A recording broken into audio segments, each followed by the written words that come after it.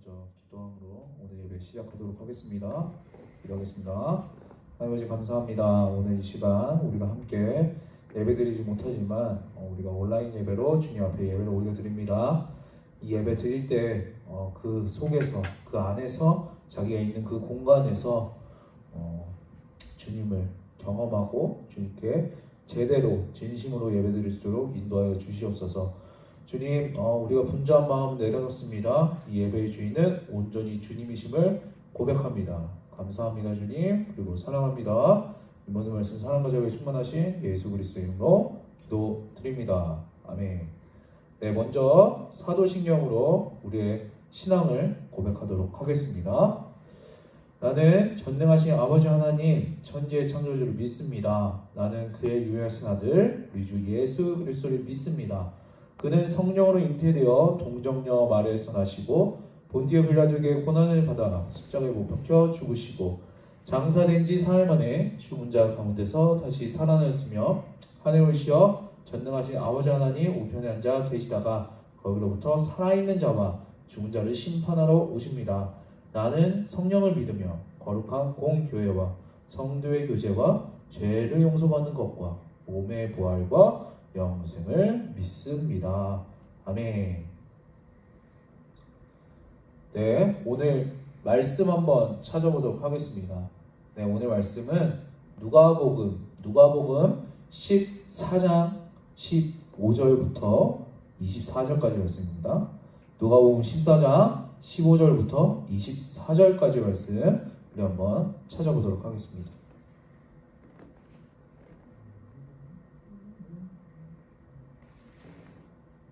누가복음 14장입니다.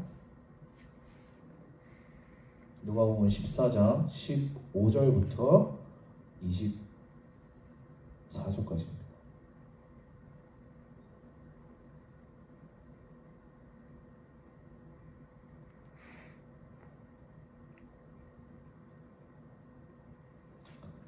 화면에 잘 뜨니까 같이 보면 되겠습니다. 전서에 읽도록 하겠습니다. 함께 먹는 사람 중에 하나가 이 말을 듣고 이르되 무릇 하나님의 나라에서 떡을 먹는 자는 복되도다 하니 이르시되 어떤 사람이 큰 잔치를 베풀고 많은 사람을 청하였더니 잔치할 시각에 그 청하였던 자들에게 종을 보내어 이르되 오소서 모든 것이 준비되었나이다 하매 다 일치하게 사양하여 한 사람은 이르되 나는 밭을 샀음에 아무래도 나가 보아야 하겠으니 청컨대 나를 양해하도록 하라 하고 또 한 사람은 이르되 나는 소 5겨리를 샀음에 시험하러 가니 청컨대 나를 양해하도록 하라 하고 또 한 사람은 이르되 나는 장가를 들었으니 그러므로 가지 못하겠노라 하는지라. 종이 돌아와 주인에게 그대로 고하니 이에 집주인이 노하여 그 종에게 이르되 빨리 시내의 거리와 골목으로 나가서 가난한 자들과 몸 불편한 자들과 맹인들과 저는 자들을 데려오라 하니라. 종이 이르되 주인이여 명하신 대로 하였으되 아직도 자리가 있나이다. 주인이 종에게 이르되 길과 산 울타리로 가로 나가서 사람을 강건하여 데려다가 내 집을 채우라. 내가 너희에게 말하노니 전에 청하였던 그 사람들은 하나도 내 잔치를 맛보지 못하리라 하였다 하시니라. 아멘. 네, 오늘 말씀의 제목은 잔치에 초대된 사람들입니다. 네, 오늘 이 비유에서 예수님께서 무엇을 말씀하고 있는지 우리 한번 알아보도록 하겠습니다.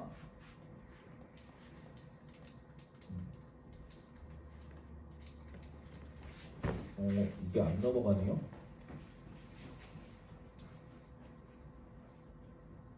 한 번만 F5분 옆으로 넘겨줄래요? 그냥 한 번만. 네. 잠시만요. 네, 이제 오셔도 될 것 같아요. 네. 네, 다시 시작하겠습니다. 네, 하루는 예수님께서 꽤 잘 나가는 사람 집에 초대받아서 간 적이 있었습니다. 사실 이때뿐만 아니라 그 전에도 여러 차례 지체 높은 사람들에게 초청을 받으시긴 했습니다. 예수님을 초대한 사람 중에는 예수님께 이렇게 호감을 가지고 있었던 사람도 있었고, 골탕을 먹이려고 하는 나쁜 의도를 가진 사람들도 존재했습니다. 예수님의 명성을 이용하려는 얄팍한 목적을 가진 사람들도 존재했습니다.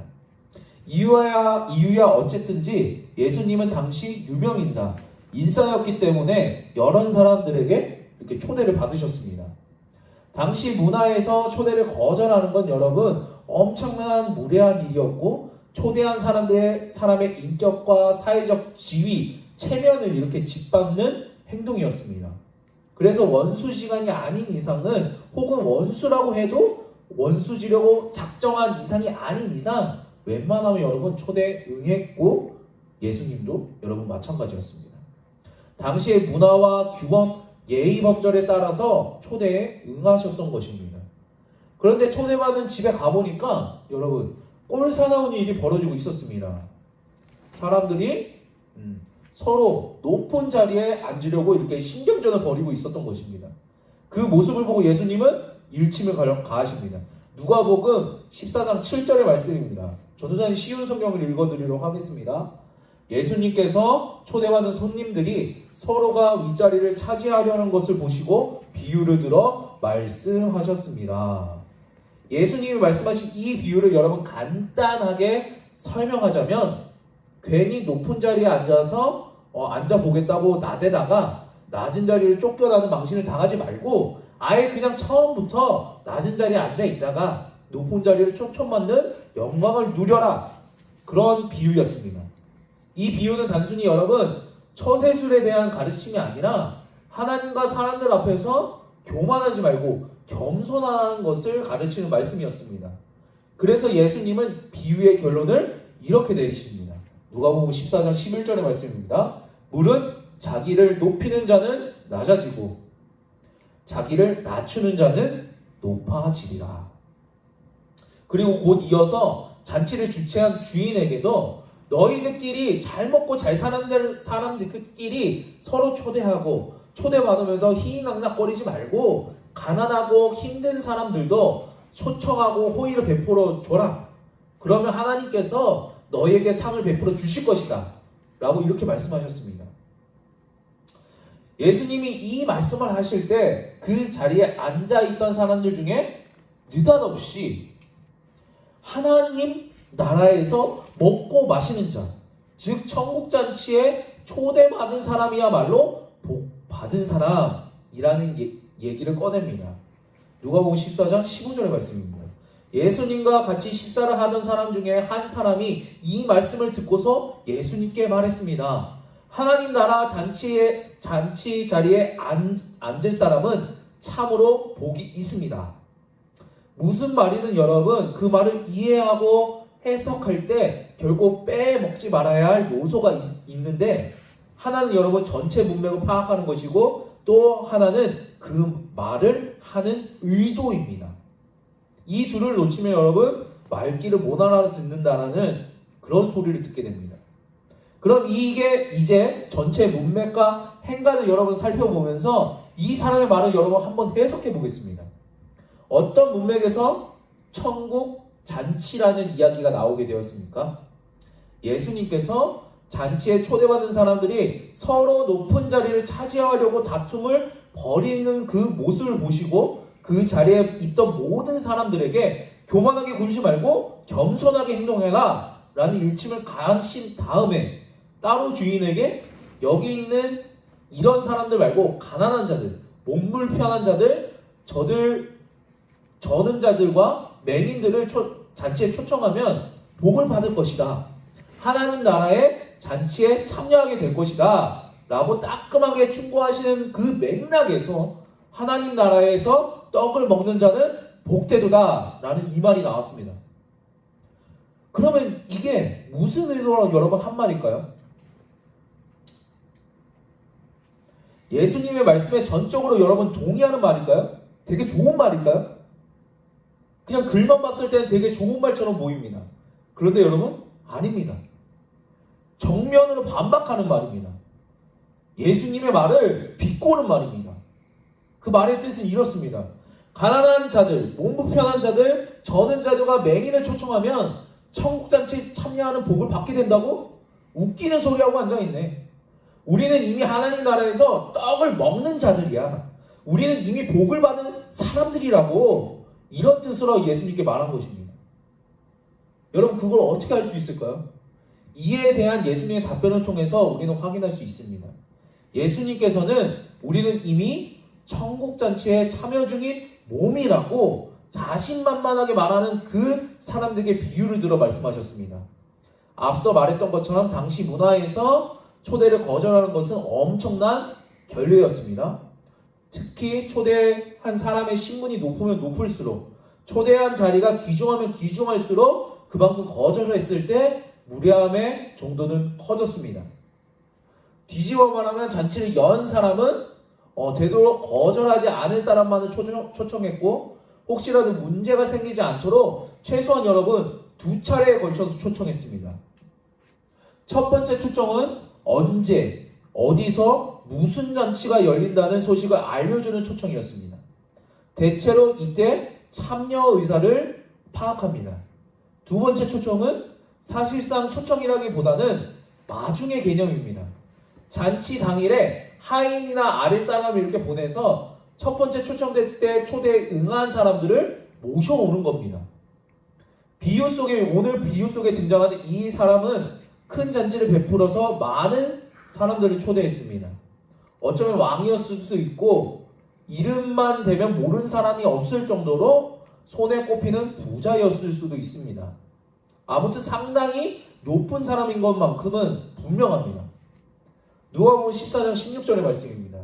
어떤 사람이 큰 잔치를 베풀고 많은 사람을 청하였더니, 그리고 드디어 기다리던 여러분 잔칫날이 찾아왔습니다. 주인은 하인을 불러서 첫 번째 초청에 응한 사람들을 모셔오라고 시킵니다. 누가복음 14장 17절의 말씀입니다. 전도사님 쉽게 우리말 성경을 읽도록 하겠습니다. 잔치가 시작되자 그는 종을 보내 자기가 초대한 사람들에게 이제 준비가 다 됐으니 오십시오 라고 했다. 그런데 여러분, 이게 왜 날벼락일까요? 처음에 오겠다고 했던 사람들이 이제 와서 잔치에 난 갈 수가 없어, 말을 싹 바꿉니다. 핑계도 여러분 가지가지입니다. 누가복음 14장 18절부터 20절의 말씀입니다. 길지만 다시 한번 읽도록 하겠습니다. 다 일치하게 사양하여 한 사람은 이르되 나는 밭을 샀음에 아무래도 나가 보아야 하겠으니 청컨대 나를 양해하도록 하라 하고, 또 한 사람은 이르되 나는 소 5겨리를 샀음에 시험하러 가니 청컨대 나를 양해하도록 하라 하고, 또 한 사람은 이르되 나는 장가를 들었으니 그러므로 가지 못하겠노라 하는지라. 여러분, 핑계라는 것이 그렇습니다. 얼핏 듣기에는 다 일리가 있는 말 같습니다. 여러분 생각해 봅시다. 잔치도 잔치지만 여러분 밭을 샀는데 한번 나가봐야 하지 않을까요? 한두 마리의 소도 아니고 소 5겨리, 최소 10마리 정도를 샀으면 상태를 봐야 하지 않을까요? 결혼식을 올린 신랑이 남의 잔치에 갈 수는 없는 노릇 아닙니까? 하나같이 납득 가능한 사유처럼 들립니다. 그런데 하지만 과연 여러분 그럴까요? 이건 그저 어떻게든 잔치에 가지 않으려고 둘러대는 핑계에 불과합니다. 왜냐하면 아까 말했던 것처럼 당시에는 이중으로 2차례에 걸쳐서 여러분 초청했기 때문입니다. 그러니까 이 사람들은 잔치 당일에 갑자기 초대받은 것이 아닙니다. 여러분, 아무리 늦어도 일주일 전에 혹은 그보다 훨씬 전에 초대를 받았고 참여 의사를 밝힌 사람들입니다. 그러니까 분명히 잔치가 선약이었습니다. 먼저 있었으면, 먼저 된 약속입니다. 조금이라도 생각 있는 사람이라면 선약이 잡히면 다른 약속을 잡지 말아야 하는 것이 여러분 정상 아닐까요? 이렇게 선약이 잡혀있는 상태에서 다른 일정을 잡는 건 먼저 잡은 약속, 선약을 완전히 무시하는 것입니다. 약속을 무시하는 것은 곧 약속을 맺은 당사자를 무시하는 것과 같습니다. 초대한 사람 입장에서는 약속을 어긴 것만 해도 분통 터지는 일인데 더 열받는 건 사실은 이 모든 것이 다 거짓말이었다는 것입니다. 밭을 보러 가는 것도 아니었고 소를 시험하는 것도 아니었고 장가드는 날도 아닌데 그냥 잔치에 가기 싫으니까 눈에 뻔히 보이는 거짓말을 한 것입니다. 상식적으로 여러분 생각해 보시다. 옛날이나 지금이나 땅은 가장 비싼 품목 중에 하나입니다. 포장마차에서 어묵 하나 사 먹듯이 그냥 지나가다가 문득 이 땅이 좋겠네? 100평만 주세요 하는 사람 여러분 아무도 없습니다. 땅을 사기 전에 이것저것 최대한 꼼꼼하게 따져본 다음에 그 땅을 구매합니다. 그런데 이 사람은 이미 밭을 샀는데 이제서야 둘러보겠다고 그러고 간다고 말합니다. 세상에 한 번도 보지 않은 땅을 덜컥 사는 사람이 누가 있겠습니까? 이건 순전히 여러분 거짓말입니다. 여러분 소도 마찬가지입니다. 소가 여러분 어디 한두 푼입니까? 가축 중에 가장 비쌉니다. 그런 소를 시험 한번 안 해보고 10마리씩이나 샀다고 합니다. 그래서 이제 시험하러 간다고 합니다. 여러분 이게 말이나 됩니까? 결혼도 똑같습니다. 당시 유대인들은 결혼하기 최소 1년 전에 약혼을 먼저 했습니다. 아니 꼭 이런 문화가 아니라고 하더라도 누가 결혼식 날짜를 며칠 만에 잡습니까? 결혼은 일생일대 큰 잔치 중에 하나이기 때문에 일찍부터 여러분 날짜를 잡아놓습니다. 무슨 말이냐고 하면 만약 그날이 정말 장가드는 날이었다고 하면 첫 번째 초대를 받았을 때 그때 이미 결혼 날짜가 잡혀 있었을 것이고 거절을 해도 그때 해야 했습니다. 뿐만 아니라 상대방과 어느 정도 친분이 있다면 정중하게 결혼 소식을 알리고 초대를 해야 합니다. 결국 이 사람들은 말도 안 되는 핑계를 대면서 초대를 거절한 것밖에 안 됩니다. 이건 정말 경우에 어긋나는 행동입니다. 그럼 이제 주인은 어떻게 해야 할까요? 이대로 잔치를 여러분 접어야 할까요? 그러나 주인은 그렇게 할 수 없었습니다. 주인은 하인을 불러서 전혀 뜻밖의 사람들, 이 잔치와는 도무지 어울리지 않는 사람들을 불러 모으라고 명령합니다. 누가복음 14장 21절에서 23절까지의 말씀입니다. 집주인이 노하여 그 종에게 이르되 빨리 시내의 거리와 골목으로 나가서 가난한 자들과 몸 불편한 자들과 맹인들과 저는 자들을 데려오라 하니라. 종이 이르되 주인이여 명하신 대로 하였을 때 아직도 자리가 있나이다. 주인이 종에게 이르되 길과 산울타리로 가로 나가서 사람을 강건하여 데려다가 내 집을 채우라. 그리고 나서 주인은 자신에게 말로 닿을 수 없는 무례를 범한 사람, 초청을 거절한 사람들을 앞으로 어떻게 대할 것인지 단호하게 선언합니다. 누가복음 14장 24절의 말씀입니다. 내가 너에게 말하노니 전에 청하였던 그 사람들은 하나도 내 잔치를 맛보지 못하리라 하였다 하십니다.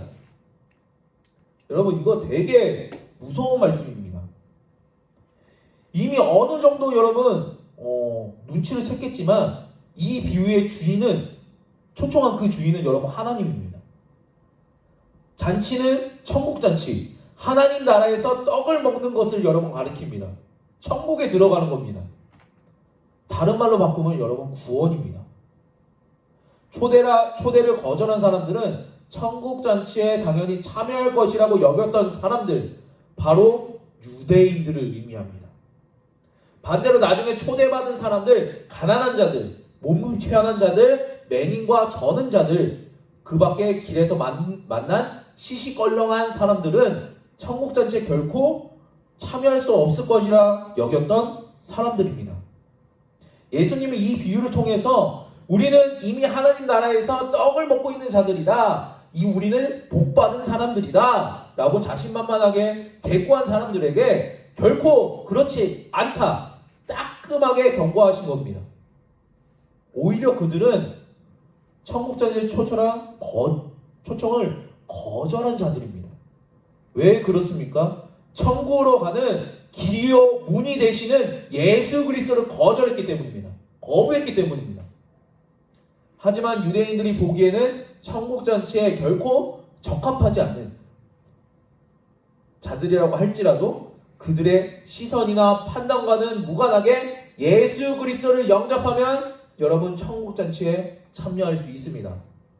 이제 오늘 말씀을 통해 어떤 교훈을 얻을 수 있는지 간단하게 정리하면서 오늘 설교를 마치도록 하겠습니다. 네, 첫째는 예수님을 믿어야 여러분 구원을 받을 수 있다는 것입니다. 오직 예수님을 영접한 자만이 천국잔치에 참여할 수 있습니다. 여기서 더할 것도 뺄 것도 없습니다. 오직 예수, 오직 구원, 이것이야말로 기독교의 핵심 중의 핵심입니다. 둘째는 교만은 우리의 눈을 가립니다. 교만에 빠진 사람들을 보면 예의에 어긋난 줄도 모르고 서로 상석을 차지하려고 싸웁니다. 자기 발로 천국잔치에 초청장을 걷어찼다는 사실조차 모르고 있었습니다. 그러면서 자기는 구원받은 사람이라고 철석같이 믿고 있었고 그 외 다른 사람들은 구원받지 못한다고 아니 받으면 안 된다고 악착같이 빌고 있었습니다. 이처럼 교만에 빠지면 우리 눈이 어두워지고 맙니다. 셋째는 사람들을 잔치에 초청해야 됩니다. 주인은 자신의 잔치가 썰렁하지 않기를 원했습니다. 비록 오기로 약속했던 사람들이 거부했지만 그 자리를 그냥 비워둘 수는 없었습니다. 하나님에게 사람들을 불러 모아서 자리를 채우라고 명령합니다. 하나님께서도 천국잔치를 가득 채우길 원하십니다. 그러면 우리들은 사람들을 잔치에 초대해야 됩니다.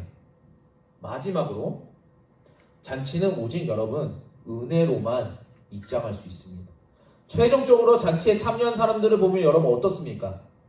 누구 말 따라 이런 귀한 자리에 도무지 어울리지 않는 사람들입니다.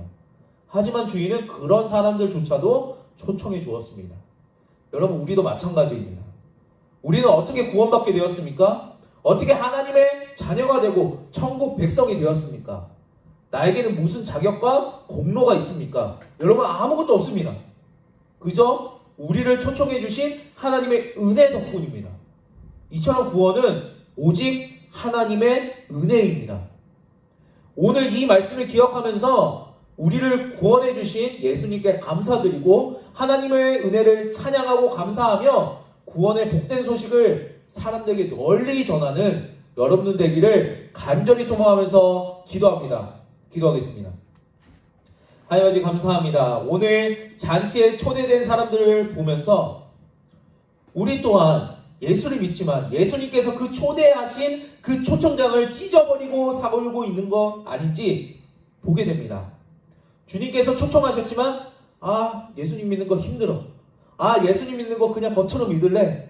그러면서 예수님을 거부했던 거 아닌지 우리 모습을 되돌아볼 수 있도록 주님 도와주시옵소서. 주님 그래서 우리가 그 초청을 거절한 자들이 아니라 우리가 비록 초청받을 수 없음에도 불구하고 주인의 은혜 때문에 초청받은 그 사람들처럼 자격은 없지만 주님의 은혜 때문에 초청받은 그 사람들처럼 천국잔치에 초청받을 수 있도록 주님 은혜 더하여 주시옵소서. 주님 아이들이 이번 주부터 시험을 보게 됩니다. 그 시험 속에서 자신이 드러나는 것이 아니라 공부한 그 양대로 잘 공부할 수 있도록 주님 지혜를 더하여 주시옵소서. 주님 코로나19 때문에 함께 예배드릴 수 없습니다. 함께 찬양드릴 수 없습니다. 함께 기도할 수 없지만 주님 그 자리에서 기도하며 주님을 붙잡을 수 있는 우리 청소년교회 아이들 될 수 있도록 주님 인도하여 주시옵소서. 감사합니다 주님. 그리고 사랑합니다. 이 모든 말씀 사랑과 자비가 충만하신 예수 그리스도의 이름으로 기도드립니다. 아멘. 네, 오늘 예배 주기도문으로 마치도록 하겠습니다. 하늘에 계신 우리 아버지의 이름을 거룩하게 하시며 아버지의 나라가 오게 하시며 아버지의 뜻이 하늘에서와 같이 땅에서도 이루어지게 하소서. 오늘 우리에게 일용할 양식을 주시고 우리가 잘못한 사람을 용서해 준 것 같이 우리 죄를 용서해 주시고 우리를 시험에 빠지지 않게 하시고 악에서 구하소서. 나라와 권능과 영광이 영원히 아버지의 것입니다. 아멘.